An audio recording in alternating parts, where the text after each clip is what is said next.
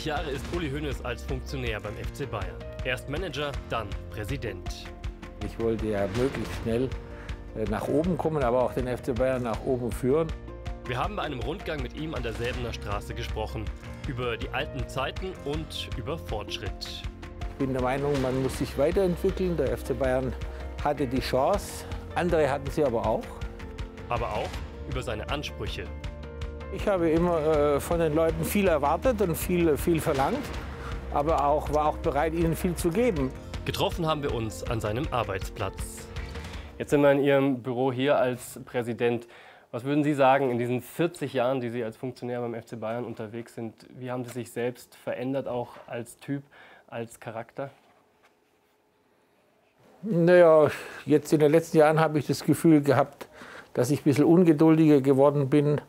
Aber auf der anderen Seite bin ich auch viel ruhiger geworden. Als junger Manager war ich viel hektischer, auch habe ich viel mehr meine Ellenbogen eingesetzt, weil ich wollte ja möglichst schnell nach oben kommen, aber auch den FC Bayern nach oben führen. Und die Attribute, die mir damals von dem einen oder anderen Kollegen zugeschrieben wurden, die waren sicherlich teilweise berechtigt. Heute würde ich sie in keinster Weise mehr so stehen lassen. Wunderbar, dann wollen wir uns mal aufmachen in Richtung altes Büro. Reflektieren Sie manchmal, wenn Sie hier durch die Gänge gehen, wie sehr sich das auch alles verändert hat, so von den ganzen Bauten her. Wie denkt man da ab und zu mal noch dran, wie es früher hier aussah? Ja, Sie dürfen nicht vergessen, als ich Manager wurde, 1979, da hatte der FC Bayern 220 Mitarbeiter und da war das alles überschaubar. Oder wenn Sie jetzt nach dem Winter den Rasen gesehen hätten, da gab es nämlich noch keine Rasenheizung, dass mal am Trainingstag erst die ganze Mannschaft versucht hat, den Platz frei zu schippen. Ja? Das konnte schon mal passieren. Wenn dann über Nacht 20 oder 25 Zentimeter Schnee fielen, dann haben wir mitgeholfen, den Platz spielfähig zu machen. Oder zwischen den Strafräumen war meistens um die Jahreszeit, so Februar, März, nach dem Winter kaum ein Grashalm. Das ist auch so ein bisschen was wir gerne rausarbeiten würden. Sind das für Sie dann so die guten alten Zeiten oder ja, mögen Sie es schon so, dass es, wie es jetzt ist, wie sich es verändert hat, wie viel professioneller alles geworden sind? Ja, ich bin kein Freund, der immer von den alten Zeiten schwärmt. Ich bin der Meinung, man muss sich weiterentwickeln. Der FC Bayern hatte die Chance, andere hatten sie aber auch. Ich kann mich entsinnen, als ich nach München kam, war der FC Bayern nicht die Nummer 1 in München, sondern ein anderer Verein. Und was haben die daraus gemacht? Ich glaube, wenn wir jetzt da in die Richtung laufen, das ist dann auch das Gebäude, wo das damals für Sie selbst alles angefangen hat als Manager. Ja. Können Sie sich da noch daran erinnern, wie da auch die Situation hier war? Wie anders das war, wie viel kleiner das war? Ja, viel kleiner, wenn ich daran denke, dass wir jetzt gerade hier hinten neue Büros gebaut haben, weil es einfach hinten und vorne nicht mehr ausgereicht hat. Da stand ja vorher die Turnhalle. Und wenn wir im Winter, wenn es also gar nicht ging mit dem Rasen, weil er unbespielbar war oder zu viel Schnee war, dann haben wir in der Halle trainiert. Und das ist ja heute undenkbar, dass eine Bundesligamannschaft in der Halle trainiert. Und das haben wir dann hin und wieder gemacht, auf kleine Tore, Hallenfußball gespielt. Für eine Bundesligamannschaft ja nicht gerade das Normale. Aber ich glaube, damals gab es auch nur ein Stockwerk. Nur ein Stockwerk, ja. Und dann wurde nach und nach aufgestockt. Sie hatten Ihr Büro, glaube ich, auch hier unten, ne? Im zweiten Stock, ganz in der Ecke. Da sind wir in dem Büro, in dem Sie angefangen haben. Ja, aber das Holz hat sich doch gut gehalten. Hat sich sehr gut gehalten, genau. Ja. Und da haben wir auch noch ein bisschen was vorbereitet hier für Sie. Wir haben ein Foto von damals auch, wie Sie da an diesem Schreibtisch saßen. Man sieht im Hintergrund eben das Trainingsgelände. Ja, ist relativ viel los auf Ihrem Schreibtisch. Ist das was Sie heute noch so halten? Ja, ich bin keiner, der abends nach Hause geht und der Schreibtisch ist ganz sauber. Das ist nicht meine Welt. Und dann habe ich ein Foto rausgesucht, Sie zusammen mit Paul Czernay, genau, damals in der Kabine. Ja. Ist das was sich im Laufe der Zeit als Manager dann auch geändert hat? Also war man früher näher am Trainer dran? Hat man da mehr Sportliches mit ihm auch besprochen, als man das vergleichsweise auch heute tut? Wenn ein Manager das nicht tut, dann ist er nicht gut. Das Wichtigste ist für einen Manager, dass er ganz nah am Trainer und an der Mannschaft ist. Deswegen war ich immer auf der Bank gesessen, deswegen war ich immer einen Tag vorher mit im Trainingslager. Man muss unbedingt die Nähe zur Mannschaft suchen, um zu verstehen, was los ist. Und hat man mit dem Trainer dann auch immer jeden Transfer sehr, sehr konkret auch vorher durchgesprochen? Oder ja, wie viel Prozent Uli Hoeneß waren diese einzelnen Transfers und wie viel hat dann der Trainer damals auch mitentschieden? Ja, aber bei uns gab es immer eine Gruppe von 3, 4 Leuten, die das entschieden haben. Das war Karl-Heinz Rummenigge, das war Karl Hopfner als Finanzchef und ich und der jeweilige Trainer. Aber wenn einer aus dieser Gruppe gesagt hat, nein, den Transfer kann ich nicht mitmachen, haben wir es nicht gemacht. Wir haben immer einstimmige Entscheidungen getroffen und wenn einer gesagt hat, nee, aus den und den Gründen passt mir das nicht, dann haben wir es bleiben lassen. Es gab da auch immer so ein paar Diskussionen, wenn man das jetzt liest im Nachhinein. Wer war der erste Transfer von Uli Hoeneß? Es gibt dieses Bild mit ihrem Bruder. Das ist aber falsch. Es gibt manche Zeitungen, die das schreiben, dass das der erste Transfer gewesen wäre, aber das ist falsch, genau. Mein Bruder war schon unter Vertrag, bevor ich Manager wurde, weil Wilhelm Neudecker hat den ich glaube im Herbst vorher verpflichtet. Ich habe mit dazu beigetragen, aber damals war ich noch Spieler. Ab wann haben Sie sich selber auch als dem Manager dann gesehen tatsächlich?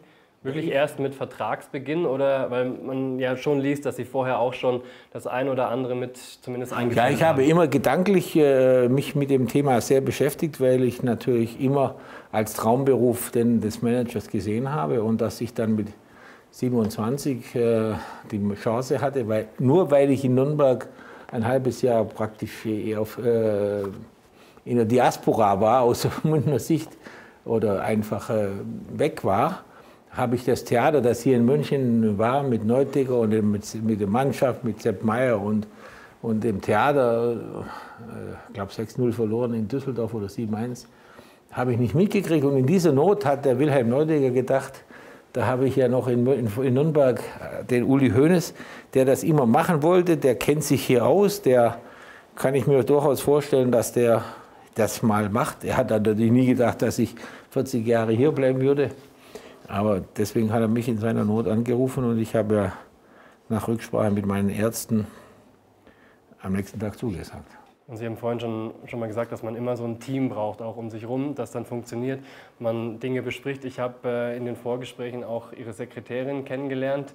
Wie wichtig sind diese Personen für Sie im Verein? Also wie sind das Freundschaften auch, die da teilweise entstanden sind in all den Jahren mit solchen Menschen auch, nicht vielleicht mit Spielern oder mit anderen Trainern, sondern eben mit Menschen, die auch hier arbeiten?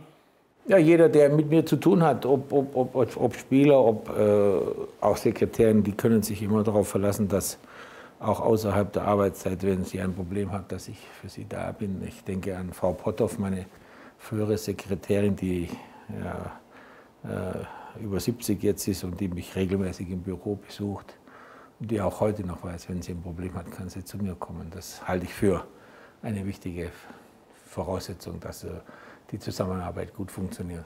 Dann wollen wir uns mal weiter auf den Weg machen Richtung Fanshop. Ja, das ist auch so, wenn man alte Interviews von Ihnen liest, in der ganzen Zeit, dieses Familiäre beim FC Bayern ist ja tatsächlich etwas, was immer und immer wieder auftaucht. Wie familiär ist es denn noch, wenn man als Unternehmen mittlerweile ja auch über 1000 Mitarbeiter, glaube ich, das ist natürlich zunehmend schwieriger, weil erstens kann das eine Person oder mehrere, 2, 3, 4 Führungspersonen gar nicht alles liefern. Da muss in den mittleren Management eben eine ähnliche Struktur sein. Das muss eine soziale Verantwortung genauso gegeben sein, wie das eben oben sein muss. Und das muss man von oben nach unten weitergeben. Und da kann man jetzt als Vorstandsvorsitzender oder als Präsident nicht für 1000 Leute persönlich verantwortlich sein. Aber man muss eben durch sein Verhalten und die Erziehung seiner eigenen Mitarbeiter dafür sorgen, dass sie möglichst viel davon weitergeben.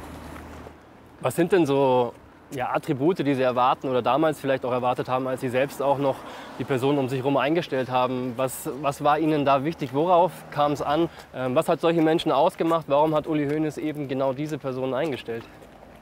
Ja, ich habe immer von den Leuten viel erwartet und viel verlangt, aber war auch bereit, ihnen viel zu geben. Nicht nur wirtschaftlich, sondern sie wurden ja immer wie Familienmitglieder, wenn sie private Probleme hatten, wenn sie krank waren, wenn sie in der Familie Probleme hatten, dann haben wir versucht zu helfen und jeder konnte sich darauf verlassen, dass der Verein eben mehr ist als eine Company. Früher hat man die Spieler öfters mal treffen können, man hat die auch mit der Familie eingeladen und hat die mal kennengelernt.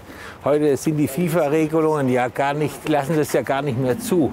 Ich meine, wenn ich jetzt einen Spieler, meistens holst du ja einen Spieler, der unter Vertrag ist und dann kannst du natürlich ganz schwierig den anderen Vereinen erst sagen, Sie, ich wäre an Ihrem Spieler interessiert, kann ich den mal mit seiner Frau für 3 Tage am Wochenende nach München holen. Insofern ist es ganz, ganz schwierig heutzutage genau zu beurteilen, einen persönlichen Eindruck zu kriegen von dem, den du da holen willst. Da muss man sich schon aufs nähere Umfeld beschränken, aber der persönliche Eindruck, der ist fast nicht mehr möglich, leider. Eines, das Sie mitentwickelt haben und das eben solche Transfers heutzutage auch möglich macht, weil der FC Bayern sich eben in der Richtung sehr, sehr gut entwickelt hat. Schon von Anfang an war immer Ihre Vision auch, Fanartikel unter anderem zu verkaufen. Wenn Sie sich jetzt hier umschauen in so einem Fanshop, was daraus geworden ist, es gibt auch in der Allianz Arena diesen riesen Shop, ist das tatsächlich auch die Idee, die Sie damals schon hatten? Ja, das war eine meiner ersten Aufgaben, als ich Manager wurde, den FC Bayern unabhängiger von Zuschauereinnahmen zu machen. Damals hatten wir ja 12 Millionen Umsatz und 85% dieser 12 Millionen waren Zuschauereinnahmen. Heute machen wir 700 Millionen und ich glaube, nur noch 17% sind Zuschauereinnahmen. Und das war meine wichtigste Aufgabe, das Marketing, also die Werbung, Fernseheinnahmen und vor allem Merchandising. Damals hatten wir eine Poststelle, da gab es ein paar Postkarten, da gab es ein paar Schals, da gab es ein paar Autogrammkarten, vielleicht. Trikots gab es überhaupt nicht. Und das war die sogenannte Merchandising-Verkaufsstelle. Die Fans sind also extrem wichtig. Wie ist es denn mittlerweile? Wir können gerne uns wieder aufmachen in Richtung Ihres Büros nochmal zurück. Aber wie ist das denn mittlerweile? Ich weiß, früher war es relativ einfach für den Fan, hier auch überall Zutritt zu haben. Es gab nicht diese geheimen Trainings. Der Manager war immer anzusprechen, weil er hier unterwegs war. Das ist ja heute auch alles deutlich schwieriger geworden. Es gibt die sozialen Medien, wo viele Fans sich äußern, ihren Unmut, aber natürlich auch ihre Freude über gewisse Dinge. Wie nehmen Sie das noch auf?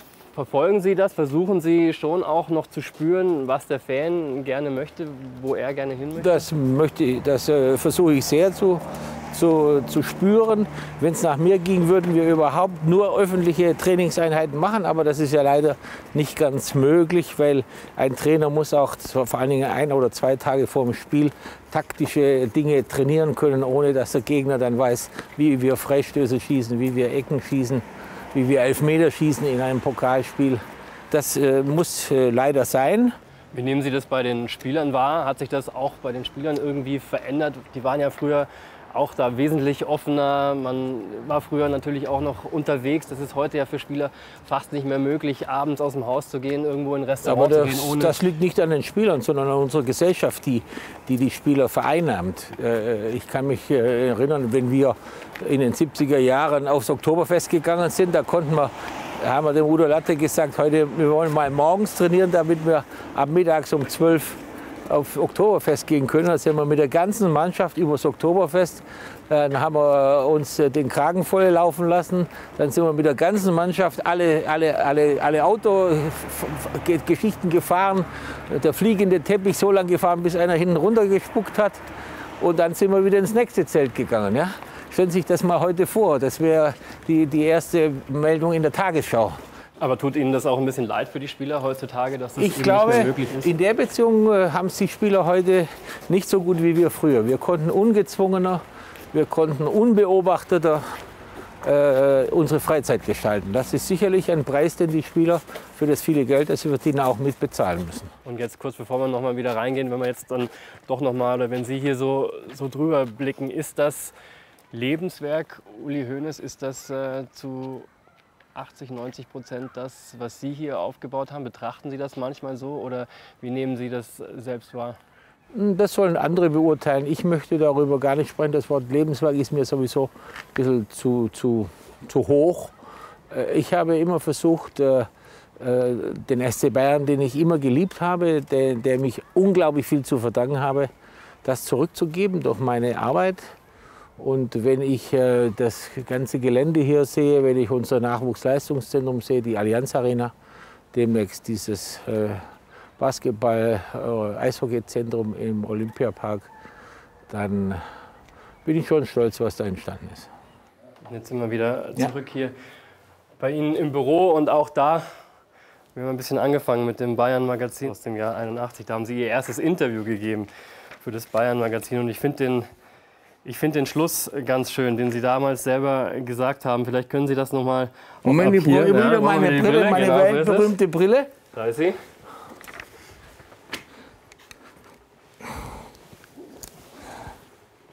Dass Sie das vielleicht ab hier, dieses letzte, was Sie da nochmal vorlesen können, bis unten hin. Ich kann mich weder privat noch beruflich diesen Miesmachern anschließen, die ständig behaupten, wie schlecht es uns doch ginge. Mensch, uns allen ist es doch noch nie so gut gegangen wie jetzt. Und wäre es wirklich möglich, das Leben anzuhalten, dann jetzt. Wann war das? Das war 1981. Also denselben Satz würde ich genauso heute wieder sagen, weil er gilt auch für die heutige Generation. Das ist genau das, was ich wissen wollte. Ich bedanke mich sehr, sehr herzlich, Uli Hoeneß, dass Sie auch nochmal Zeit für uns haben. Vielen herzlichen Dank.